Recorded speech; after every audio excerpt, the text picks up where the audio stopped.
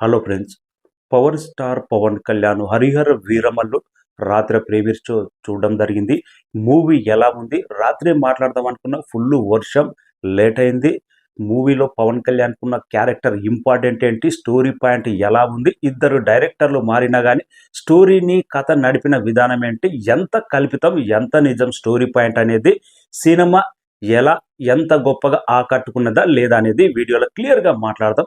మన channel subscribe చేయని వాళ్ళు సబ్స్క్రైబ్ చేయండి, లైక్ చేయండి. మూవీ స్టోరీ పాయింట్, ప్లాట్ ఏంటో ప్రొడ్యూసరు, డైరెక్టర్లు ముందే చెప్పడం జరిగింది. 1650 నాటి ఔరంగజేబు మొఘల్ చక్రవర్తి కాలం నాటి, ఇక్కడ హైదరాబాద్ గోల్కొండను పాలిస్తున్న కుతుబ్ కుతుబ్ షా కాలం నాటి ఈ 2 క్యారెక్టర్లకు లింక్ పెడుతూ ఒక fictional character 'Harihara Veeramallu' character create చేసి పెట్టి, దానికి సనాతన ధర్మం, దానికి ఇంకొకటి డైమండ్, కోహినూరు వజ్రం డైమండ్‌ను వాళ్ళు ఎలా తీసుకోవాలనుకున్నాడు, ఆ డైమండ్‌ను ఎలా కాపాడాడు 'హరిహర వీరమల్లు'. ఔరంగజేబు మన భారతదేశానికి ఎంటర్ అయిన తర్వాత తన మతంలోకి మారకపోతే ఇతర మతస్థులను ఎలా హింసించాడు, భారతదేశంలో అరాచకాలు ఎలా జరిగినవి, తన క్రూరత్వమైన తన పాలన ఎలా జరిగింది, ఆ పాలనను వెదిరించి 'హరిహర వీరమల్లు' ధర్మం కోసం ఎలా కాపాడాడు, డైమండ్‌ను ఎలా కాపాడాడు అన్నది మనకు స్టోరీ పాయింట్, ప్లాట్ అనేది. ఇక ఇద్దరు డైరెక్టర్లు ఎంత గొప్పగా ఈ కథను నడిపించారనేదే స్టోరీ పాయింట్. సనాతన ధర్మం కాపాడిండా, కోహినూరు డైమండ్ ప్రజెంట్ ఎక్కడున్నది స్టోరీ పాయింట్ తెలుసుకోవాలంటే సినిమా చూడాల్సిందే. ఇక డైరెక్టరు క్రిష్ ఫస్ట్ హాఫ్ తీసింటాడు. సినిమా ఫస్ట్ హాఫ్ అయితే అభిమానులతో పాటు కామన్ ఆడియన్స్ కూడా చాలా బాగానే నచ్చుతుంది. పవన్ కళ్యాణ్ ఇంట్రడక్షన్స్ కానీ, కొన్ని ఎమోషనల్ సీన్స్ కానీ, ఫస్ట్ హాఫ్లో వచ్చే సునీల్, సుబ్బరాజు, ఇంకా కామెడియన్స్ ఉన్నారు, వాళ్ళ కామెడీ కానీ, ఇంటర్వెల్ బ్యాంగ్ కానీ చాలా బ్రహ్మాండంగా ఆకుంటుంది. ఫస్ట్ హాఫ్ మాత్రం మనకి ఎక్కడ బోర్ కొట్టదు. అదే స్టోరీ పాయింట్ ఈ విధంగా ఉంటుందని చెప్పారు కదా, ఈ విధంగానే నడుస్తుంది స్టోరీ పాయింట్. స్లోగా ఉన్నా కానీ ఎక్కడ డిసప్పాయింట్ చేయదు. మనకు ఏదో ఇద్దరు డైరెక్టర్లు మారినా కానీ అక్కడిక్కడ సీన్ బై సీన్ నడవకుండా కొంతవరకు ఫస్ట్ హాఫ్ అయితే బాగానే ఉంటుంది. మరీ ముఖ్యంగా ఇంటర్వెల్ బ్యాంగ్లో వచ్చే ఎమోషనల్ ఫైట్ సీన్స్ కానీ, మనకు బ్యాక్గ్రౌండ్ స్కోర్ కానీ చాలా బ్రహ్మాండంగా ఆకట్టుకుంటుంది. ఇంటర్వెల్ వరకు సినిమా ఒక ప్లాట్లో వెళ్ళిన తర్వాత సెకండ్ హాఫ్లో అసలు తలా తోకం లేకుండా వెళ్తుంది. ఓన్లీ క్లైమాక్స్ మాత్రమే ఆకట్టుకుంటుంది. మనకు సినిమాలో మేజర్గా చెప్పుకోవాల్సింది ఏంటంటే highlight Charminar fight, interval bang, ఈ 2 తప్పితే మనకు సినిమాలో పెద్దగా ఏం గుర్తుండవు. అరే సెకండ్ హాఫ్లో సినిమా అనేది క్రిప్పింగ్ అక్కడే ఉండాలి కదా. గుర్రాలు పోతూనే ఉంటారు, లాంగ్ షాట్ పోతూనే ఉంటాయి, ఒక్కటే మ్యూజిక్ వస్తూనే ఉంటుంది. అసలు పవన్ కళ్యాణ్ ఎక్కడున్నట్రా ఏంటి ఆ యాక్షన్ సీక్వెన్స్లో అలానే కన్ఫ్యూజన్లో అవుతుంది. థియేటర్లో అయితే ఆ కన్ఫ్యూజన్ అయితే వచ్చేసింది. ఏ మాత్రం సెకండ్ హాఫ్ అయితే ఎంగేజింగ్గా అనిపించలేదు. ఇక బ్యాక్గ్రౌండ్ స్కోరు ఒక చోట్లనేమో చాలా బ్రహ్మాండంగా, ఎలివేషన్స్ ఎమోషనల్గా బాగుంటుంది, ఒక చోట్లనేమో 100% తేలిపోతుంది. విఎఫ్ఎక్స్ అనేది ఎంత బాగా కొన్ని సీన్ల వరకే వాళ్ళు చూసుకున్నారేమో, కొన్ని చోట్ల అయితే 100% తేలిపోతుంది విఎఫ్ఎక్స్ అనేది. అసలు ఏ మాత్రం నాసికంగా ఉంటుంది విఎఫ్ఎక్స్ అయితే. బ్యాక్గ్రౌండ్ స్కోర్ కూడా సేమ్, కొంతవరకు బాగుంది, కొంతవరకు ఇలాగే సినిమా మొత్తం నడిచింది. ఎక్కడ ఒక టెంపో మీద అనేది స్టోరీ పాయింట్ వెళ్ళదు. అదే స్టోరీలో దమ్ముంది, మంచి పర్ఫెక్ట్ స్టోరీ. ఈ సనాతన ధర్మం, హిందూ కోసం ఔరంగజేబు ఆగడాలు ఏంటి, పవన్ కళ్యాణ్ ఈ మధ్యకాలంలో హిందూ ధర్మాన్ని ఎత్తుకున్నాడు కాబట్టి దాన్ని ఎంత పవర్ఫుల్గా చూపెట్టాలంటే చాలా కావాల్సినంత టైం ఉంది. 5 సంవత్సరాలు తీసిన సినిమా అసలు తలాతోకం లేకుండా సెకండ్ హాఫ్ అయితే తీసుకొచ్చారు. లాస్ట్ క్లైమాక్స్ పోర్షన్ తప్ప సెకండ్ హాఫ్లో ఏ మాత్రం ఆకట్టుకోలేదు. నాకైతే డిసప్పాయింట్ చేసింది సినిమా అయితే. ఫస్ట్ హాఫ్ మనం ఎక్కడ డిసప్పాయింట్ పోకుండా చూద్దాం, వెయిటింగ్ చేస్తాం. సెకండ్ హాఫ్ అంటే సెకండ్ హాఫ్లో మాత్రం ప్రతి సీను అసలు ఒకదానికి వస్తూనే ఉన్నాయి, సీన్స్ వస్తూనే ఉన్నాయి, దానికి అర్థం లేకుండా సినిమా స్టోరీ రన్ అవుతూనే ఉంది. 2 గంటల 40 నిమిషాల వరకు అయితే. ఇంకా క్యారెక్టర్ల పరంగా తీసుకుంటే Pawan Kalyan one man show అని చెప్పుకోవచ్చు. ఏ మాత్రం డిసప్పాయింట్ చేయడు. తను తీసుకున్న టైంకు, తను పెట్టిన అవుట్ఫుట్కి అయితే చాలా బ్రహ్మాండంగానే పర్ఫెక్ట్గా చెప్పొచ్చు. వీరమల్లు క్యారెక్టర్ అయితే తన లుక్ కానీ, హావభావాలు కానీ కొన్ని సీన్స్లలో అయితే తెలిపాడు. పవన్ కళ్యాణ్ నటించాడా, నటించాడా అనే విధంగా కొన్ని చోట్ల కూడా పవన్ కళ్యాణ్ క్యారెక్టర్ కూడా అలాగే ఉంటుంది. ఔరంగజేబుగా బాబీ డియోల్ అయితే పర్లేదు, తన క్యారెక్టర్ పవర్ఫుల్గానే ఉంది.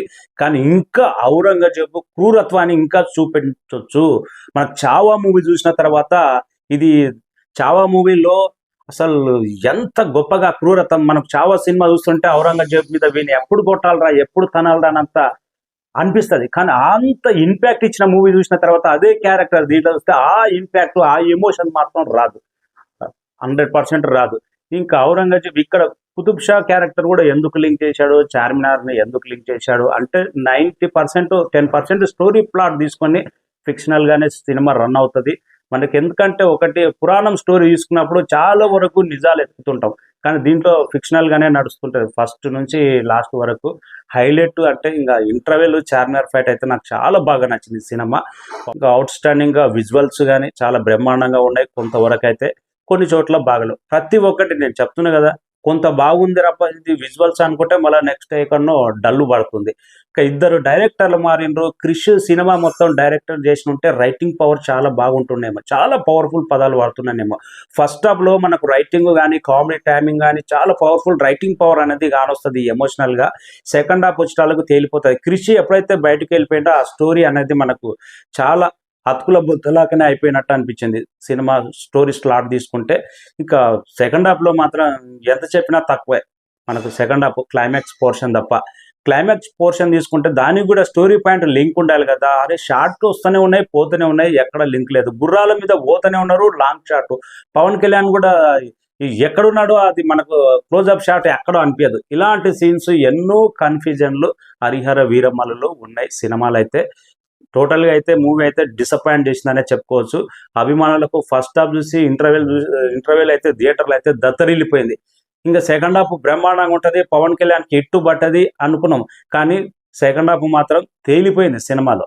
స్టోరీ పాయింట్ అనేది సెకండ్ హాఫ్లో క్రిప్పింగ్గా ఉండాలి, క్లైమాక్స్లో కూడా అంత క్రిప్పింగ్గా ఉండాలి, కానీ ప్రతి ఒక్కటి తేలిపోయింది మనకు. ఓన్లీ స్టోరీ ఈ మధ్యకాలంలో చాలా వీక్ స్టోరీ అని చెప్పవచ్చు. ఇంతకు మించే ఏముండదు, స్టోరీ డిసప్పాయింట్మెంట్.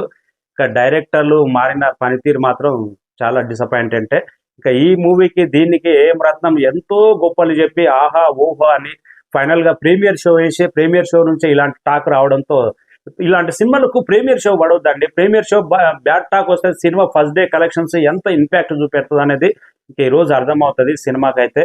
ఇంకా సినిమా అయితే నిన్న నెంబర్ ఆఫ్ షోస్ పడ్డాయి కదా, అభిమానులకు అయితే బాగుంది, బ్రహ్మాండంగా ఉంది, ఒక రేంజ్లో అంటున్నారు. నేను టోటల్గా ఎంత థియేటర్లో అల్లరి ఉన్నా కానీ సీన్ వైజ్ అసలు గోల ఎంత వేసినా కానీ స్టోరీ పాయింట్ ఎలా నడుస్తుంది, సినిమా ఎలా ఉంది, పవన్ కళ్యాణ్ క్యారెక్టర్ ఎలా ఉంది. మనకు ఆల్రెడీ దీనికంటే ముందు ఇలాంటి ప్లాట్ స్టోరీతో చావా మూవీ వచ్చింది, దానికన్నా గొప్పగా ఉంటేనే సినిమా నడుస్తుంది. ఇవన్నీ గమనిస్తే ఏ మాత్రం చావాను కంపేర్ చేస్తే దాంట్లో సగం భాగం లేదండి. ఓన్లీ 2 తెలుగు రాష్ట్రాల్లో Pawan Kalyan character Harihara Veeramallu fictional character. అది కూడా తన యాక్షన్ సీన్స్ కూడా కొన్ని షాట్స్ ఉంటాయి మనకు. బాహుబలిలో చూసాం ఆ బల్లేల షాట్స్, అవన్నీ చూస్తే మనకి తేలిపోతుంటాయి. చావా టైగర్ ఫైట్ చూసాం, ఇది దీంట్లో తేలిపోతుంటుంది. చార్మినార్ ఫైట్ ది బెస్ట్ అనిపిస్తుంది. ఇంటర్వెల్ వచ్చే బ్యాంగ్ కూడా చాలా బెస్ట్ అనిపిస్తాయి. ఈ 2 పోర్షన్స్ అంతకుమించి సినిమాలో ఆకట్టుకున్న విషయం ఏం లేదు. టోటలీ డిసప్పాయింట్ అనే చెప్పవచ్చు ఈ మూవీ అయితే. స్టోరీ పాయింట్ చాలా ప్యూర్గా ఉంది, ఏ మాత్రం ఆకట్టుకోదు. Totally disappoint. హరిహర వీరమల్లు పవన్ కళ్యాణ్ కోసం అభిమానులు ఒకసారి చూడొచ్చు అంతే. మూవీలో కొన్ని చోట్ల అక్కడక్కడ గూస్ బంప్స్ వస్తాయి, కానీ ఆ హై మూమెంట్ అలాగే కొనసాగదు, మళ్ళీ జీరోకు పడిపోతుంది. ఇదే మైనస్, డైరెక్షన్ మైనస్ అనేది ఇక్కడే కానొచ్చింది.